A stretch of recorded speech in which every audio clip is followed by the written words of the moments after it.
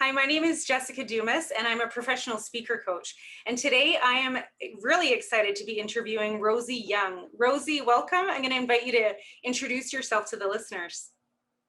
Thanks, Jessica. It's a pleasure to be with you as well. So, my name is Rosie Young. I'm a speaker, coach, podcaster, and strategist for justice, equity, diversity, and inclusion. And I founded my company, Changing Lenses, to help leaders grow more inclusive and organizations grow more human. Wonderful. That's so much information in there. Tell us a little bit about justice, equity, diversity, and inclusion. Yeah. So for me, it's something that I feel I've been really passionate about my whole life. It comes under a number of terms. You may have heard social justice or social equity as well. And it's really, for me, a marrying of my business and corporate background as well as my passion for social justice and helping people that are marginalized or vulnerable in our societies in some way. So I personally know what it's like to be excluded. I know what it's like to be told that you're not good enough and to be forced to compete with other people who already come into the game with an advantage over you. So, as a cisgendered female immigrant Chinese Canadian person with episodic invisible disabilities, I know that's a lot as well. But I have experienced both sides of privilege. And I'm very fortunate right now to be at a place in my career where I can use my professional skills and my lived experience to speak up for those who aren't being heard. That's incredible. Such important work. I'm so happy that you're doing this work.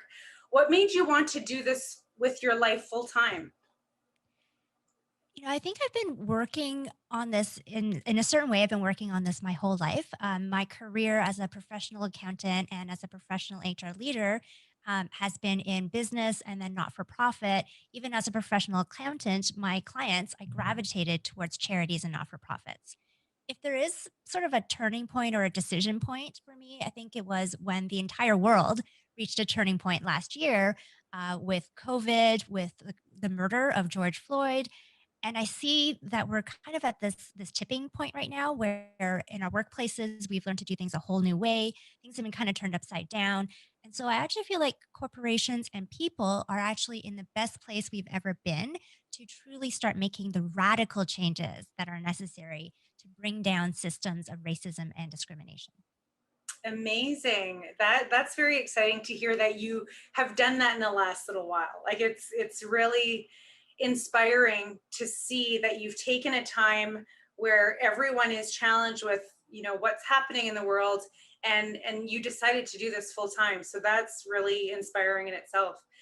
I'm curious what your experience has been like as a professional speaker myself. I know that it takes a lot of courage and bravery to really speak about your own personal experiences. So, what has that been like for you?